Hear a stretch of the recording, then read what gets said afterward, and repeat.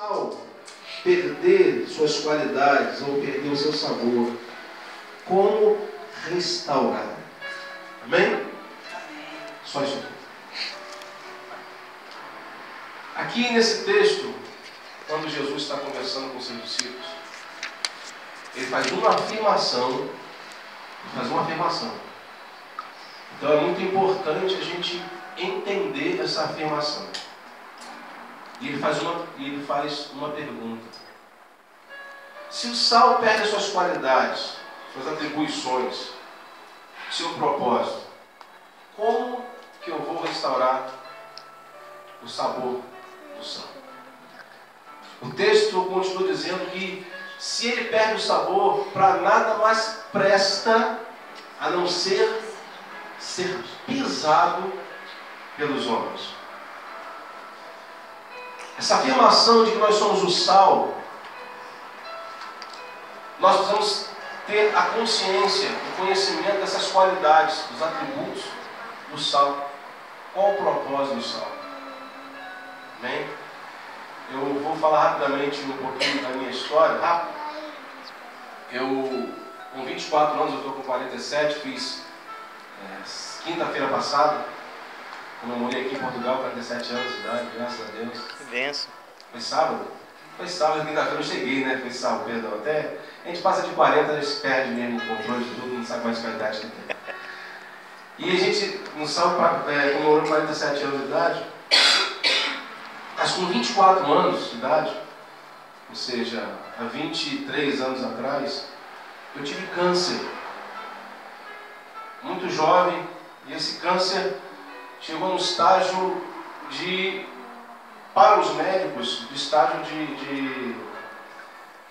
chamado, como é que se fala mesmo? Terminal.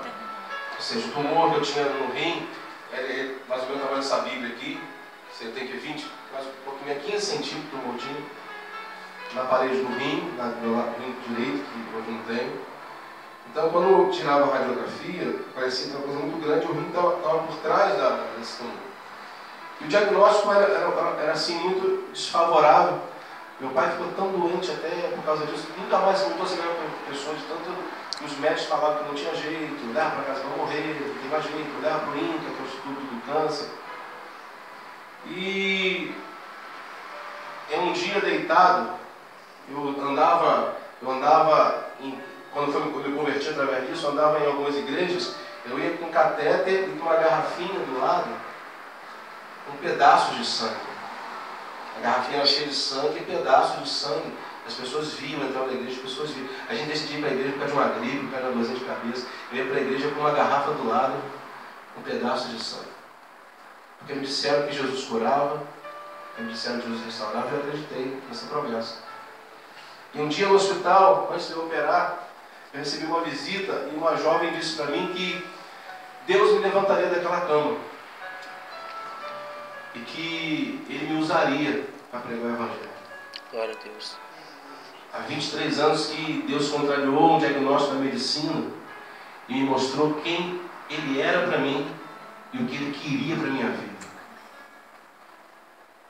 Ser sal é você ter a consciência do porquê, para que você está aqui. Por que é que muitas pessoas morrem com câncer e outras não morrem? Porque existe um propósito de Deus por trás. Quando a gente descobre quem somos em Cristo, não existe mais vento, tempestade, problema que vai nos mover da presença dele.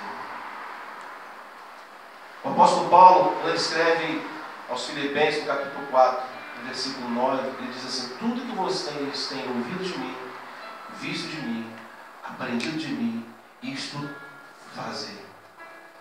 Sabe, entender que nós somos em Cristo é passar a fazer aquilo que pessoas que tiveram experiências com Cristo e que estão fazendo, por intermédio dessa experiência, a gente passar a imitar essas pessoas naquilo que elas fazem. O apóstolo Paulo diz: vocês me imitem, porque a experiência que eu tive com Jesus me habilita a dizer para vocês que se vocês fizerem isso que eu estou fazendo, Deus estará com vocês. Você fala, e Deus estará convosco se vocês fizerem o que vocês estão vendo eu fazer, vocês estão ouvindo eu falar para vocês, eu estou ensinando a vocês. Se vocês fizerem, Deus estará com vocês. Quando eu entendi quem era Jesus e comecei a fazer aquilo que Ele me ensinava através de líderes, de pastores, através de pregações, Deus passou a estar comigo. Quando você tem certeza, convicção de que Jesus está com você, nada gera em você medo. Eu não tenho medo de câncer, eu não tenho medo de doença nenhuma, eu não tenho medo de morrer, porque eu sei em quem eu tenho crido. Amém. Então a morte não causa mais medo, o câncer não causa mais medo, a doença não causa nada te causa medo, porque Jesus está com você. Amém. E a morte é apenas um passaporte para a eternidade. Então eu vou ter medo de alguma coisa que vai ser muito legal para mim. Vocês estão me entendendo? Então a gente precisa entender que quando o Evangelho ele nos é revelado, Deus quer que a gente absorva todos os seus ensinamentos para que a gente tenha qualidades que vão nos capacitar, nos habilitar a mudar a vida de pessoas. É por isso que ele diz assim: vocês são sal da terra. Quais são as qualidades do sal? O que é que o sal promove? Qual é a função do sal? Quando a gente vai estudar e ver a forma como Jesus quer facilitar o nosso entendimento, para que a gente possa pôr em prática, a gente vai ver essas comparações e procurar entender por que ele está chamando a gente de sal. Qual o propósito disso?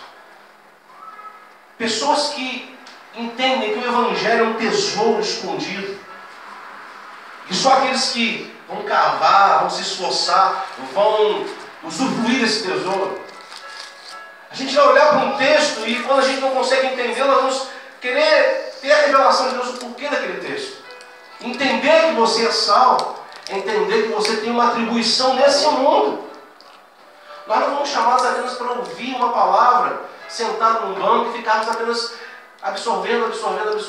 Ou seja, o que você está aprendendo está gerando em você qualidades, capacitação para que você possa usar essas qualidades na vida de outras pessoas. Em primeiro lugar, o sal, independente da idade, ele vai cumprir sua função. Não importa se você está com o saquinho de sal lá de um mês, de um ano, de 5 anos, sal é sal em qualquer lugar. Em qualquer lugar do mundo, o sal é necessário. Eu posso sair do Brasil, sou sal no Brasil, vim para Portugal, sou sal em Portugal, vou para a Coreia, sou sal na Coreia, porque sal é sal. A Coreia precisa de sal, o Brasil precisa de sal, o Portugal precisa de sal, a Europa precisa de sal, e nós somos esse sal. Amém. Nós somos. O sal é que dá sabor ao alimento. O crente que não produz aquilo que ele foi chamado para produzir, ele é igual a comida no hospital. Aquela comida ruim, ninguém gosta de comida no hospital. Claro que tem experiência de hospital. Ou comida ruim. Então, quando a gente não conhece as nossas atribuições, as pessoas olham para a gente e vão dizer que nós somos apenas mais um religioso. Seja católico, seja budista, seja evangélico, porque Jesus não veio fundar religião nenhuma. Jesus nunca pregou religião nenhuma. Jesus pregou o Evangelho, o poder de Deus na terra. Então o Evangelho é o poder de Deus na terra. Através de quem?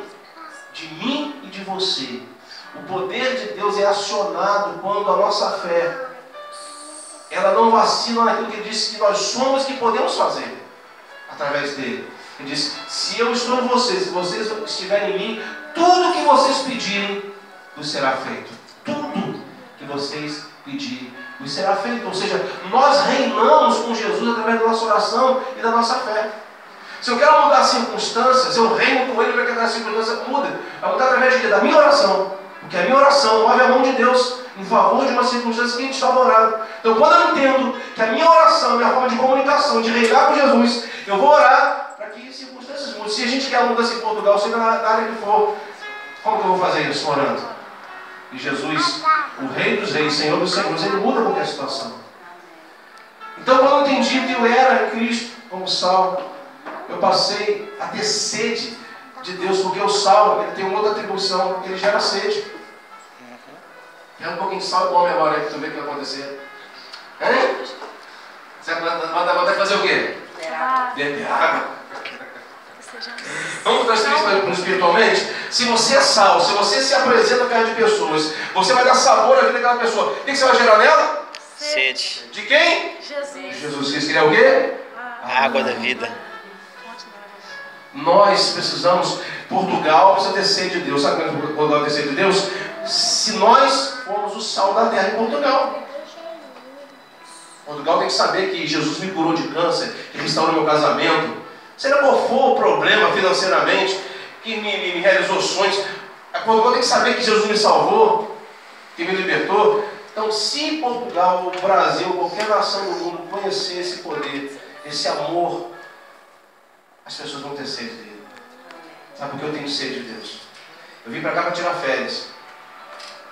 Aí, Alex falou, vou entregar. É verdade. Amém? Eu tenho prazer de fazer isso. Tenho prazer. Eu falei que ia preparar a pregação, trouxe o computador. Eu falei, vou preparar a pregação de manhã. Eu quero que o Espírito Santo fale para meus irmãos aqui que eu tinha vontade de falar. E o que eu quero falar para vocês hoje aqui, movido pelo Espírito de Deus, é que vocês tenham ouvido esse homem, visto, aprendido. Faz. Sabe? Seja sal dentro da sua casa. Tempere a sua família. Dê sabor à vida dos seus familiares. Talvez o esposo não esteja aqui, a esposa, seja quem for, o filho.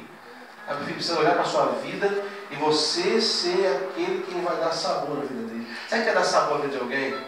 É ver umas pessoas sem esperança no hospital voluntário um dia, sem expectativa, e alguém vem e tempera a minha vida dizendo assim, eu vou te levantar daí e vou fazer de você um pregador.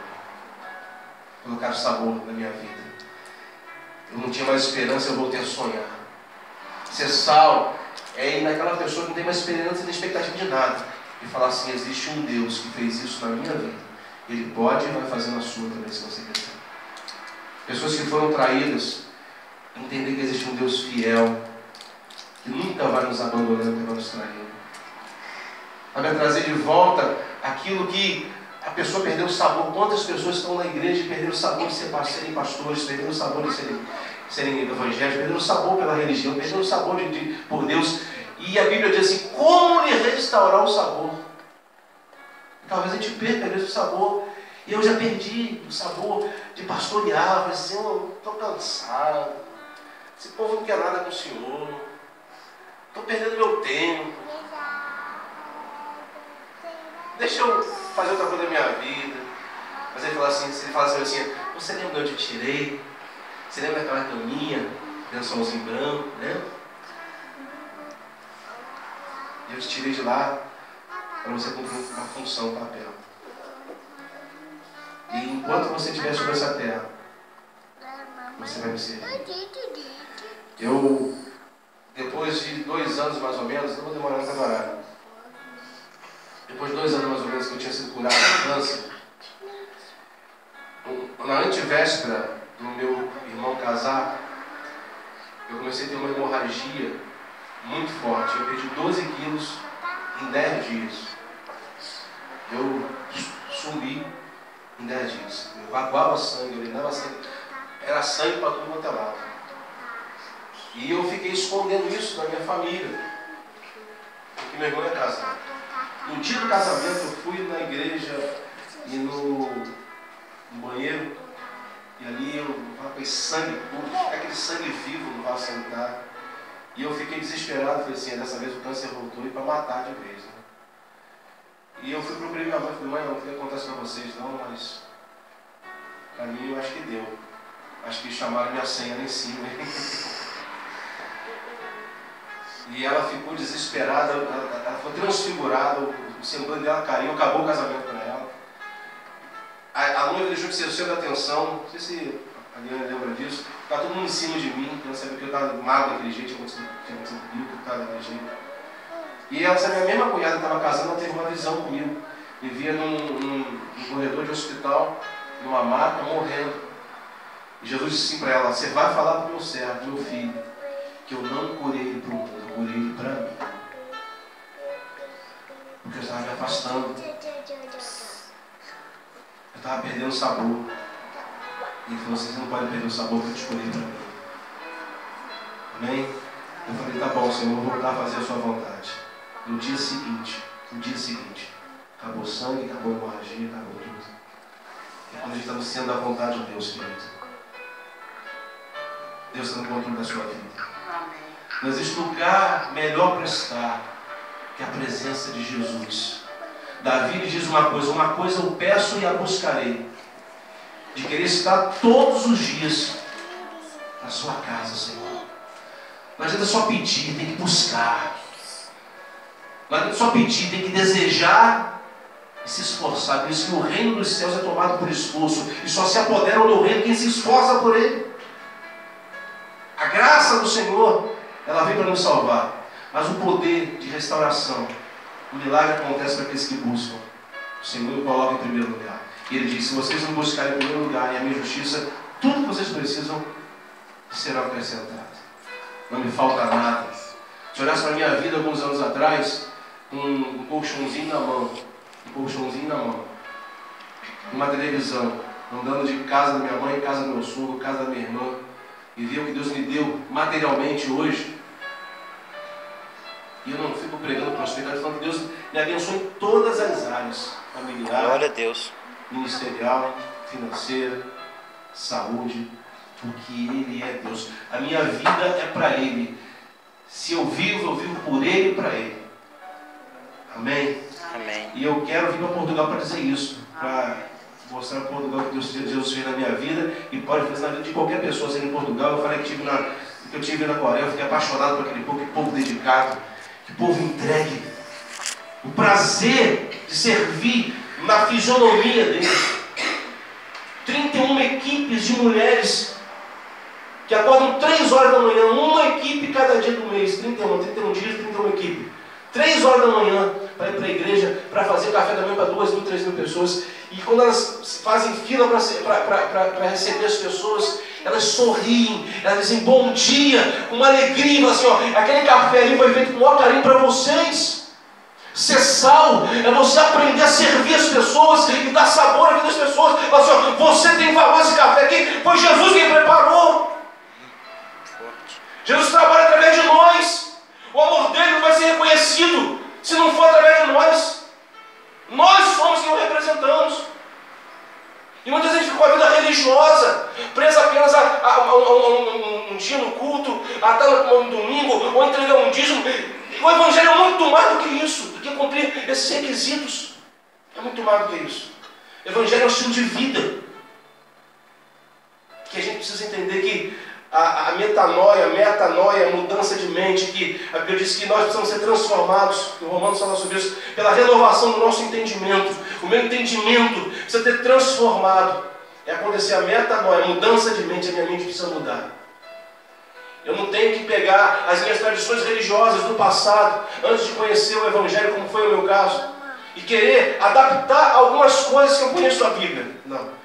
O Evangelho é adaptação ao nosso estilo de vida. O Evangelho é uma mudança, uma proposta de mudança total de vida. E só acontece isso quando eu desejo, quando eu abro meu coração para Jesus mudar o meu entendimento e me mostrar quem Ele é. Amém? Então que a gente entenda, existem pessoas lá fora que precisam ter a mudança que está ocorrendo em você. As pessoas precisam ter a alegria de serem valorizadas quando você serve a elas com prazer. Você está dizendo assim, você tem valor. Então, querido, eu não sei se talvez você possa ter perdido o sabor no seu casamento, na vida financeira, na vida religiosa. Eu sei que a maneira de restaurar esse sabor na sua vida é buscando o reino em primeiro lugar. Quando você volta a buscar, você tira o foco de homem, você tira o foco de religião, você volta o seu pensamento para Jesus, Ele tem a capacidade de restaurar todas as qualidades que Ele colocou em você. Amém? Porque Ele disse que em mim está tanto o querer como o efetuar através de nós. Ele quer e Ele efetua através de você. Amém? Que Deus, Ele trate o nosso coração, que o Espírito Santo, Ele nos mostre a direção, nos dê as estratégias. Mas a maior estratégia para ganhar uma pessoa para Cristo é o amor. Ame. Ame. Amar não merece, ame. É para Ele. Quando você ama alguém que você entende que não merece, você está fazendo por Ele. Amém? E faz isso com prazer. É no amor que você vai produzir mudança nas pessoas. Amém? Eu queria orar por você. Que você ficasse de pé.